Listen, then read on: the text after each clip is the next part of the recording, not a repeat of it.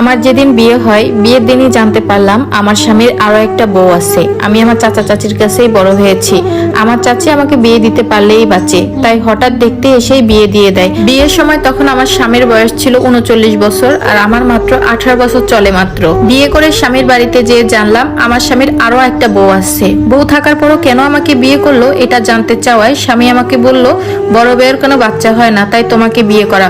পরের দিন সকালবেলায় আমার শ্বশুর শাশুড়ি ননদ সবাই মিলে আমাকে বলল 1 মাস পরেই যেন সুখবর পাই। আমার শাশুড়ি ননদ আমাকে ডেকে নিয়ে বলল, শোনো, ওই বড় বউয়ের ঘরে কখনো যাবা না, ও একটা অপয়া, ও বাচ্চা দিতে পারে না, ওর কাছে গেলে তোমারও সমস্যা হবে, কখনো যেন না দেখি ওর রুমে যেতে। এতক্ষণে বুঝতে পারলাম বাড়ির সবাই কেন বড় বউয়ের সাথে এত খারাপ ব্যবহার করে। বেচারি না পারে কিছু বলতে, না পারে কিছু সহ্য করতে। আমার স্বামীর একটা বড় বউ আছে, এটা জানার পর আমার হিংসা হওয়ার কথা, কিন্তু বিশ্বাস করেন আমার একদমই হিংসা হচ্ছে না। আমার আরো কষ্ট হচ্ছে এটা ভাবে যে কত স্বপ্ন নিয়ে বিয়ে করলাম আর এসে সতীনের ঘর করছি। ছি, আমি একটা মেয়ে হয়ে একজনের সংসার নষ্ট করলাম। যদি বিয়ের আগে জানতে পারতাম আমার স্বামীর আগেও একটা স্ত্রী আছে এবং সে তার সংসারেই আছে, তাহলে আমি কখনো তার সংসার ভাঙতে আসতাম না। যেহেতু ছোটবেলা থেকে আমার বাবা মা ছিল না, চাচা চাচির কাছেই মানুষ হয়েছি। চাচি আমাকে বাসা থেকে বের করতে পারলেই বাসে। আমাকে দেখতে আসার সাথে সাথেই আমার চাচি রাজি হয়ে যায়। ছেলে আসলে কি করে, তার পরিচয় কি, এটা না জেনেই আমাকে তার সাথে বিয়ে দিয়ে দেয়। যাই হোক, বিয়ে হওয়ার 1 বছর পর আমরা অনেক চেষ্টা করেছি বাচ্চা নেওয়ার জন্য, কিন্তু কিছুতেই আমাদের বাচ্চা হচ্ছিল না।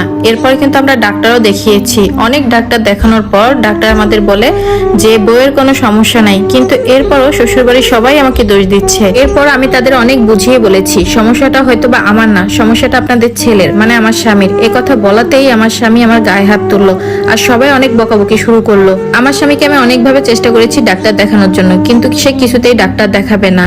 আর যেদিন আমরা ডাক্তারখানা থেকে বাসায় আসলাম, সবার সামনে আমাদের 2 বউকে অনেক অপমান করে।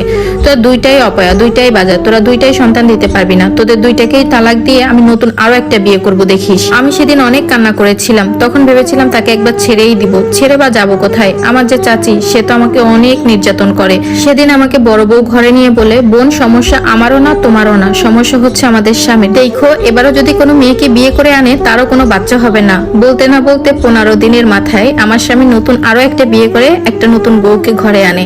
বিয়ের 8 মাস পার হয়ে গেল, কিন্তু নতুন বউয়েরও কোনো বাচ্চা হচ্ছে না। এই ভেবে আমার স্বামী ডাক্তারের কাছে নিয়ে গেল। ডাক্তার বলল যে বউয়ের কোনো সমস্যা নাই, আপনি একবার চেক আপ করতে পারেন।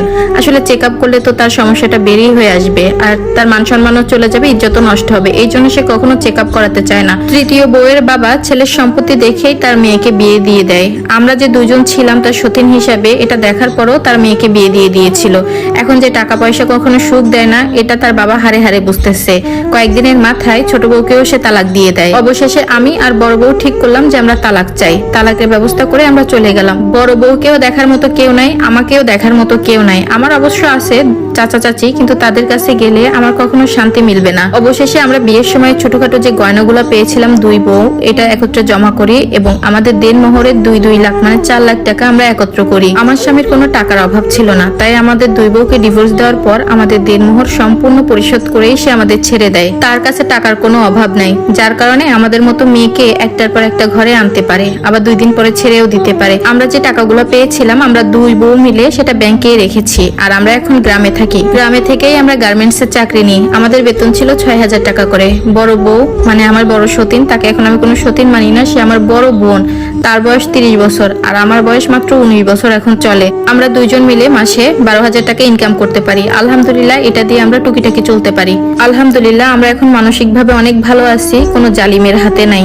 আমরা 2 বোন মিলেমিশে চলাফেরা করি। সে আমাকে ছোট বোনের মতোই দেখে। এটা একটা আপুর জীবন থেকে নেওয়া। আর তাদের 2 বউয়ের নাম ছিল, বড় বউয়ের নাম মুক্তা আর ছোট বউয়ের নাম শারমিন।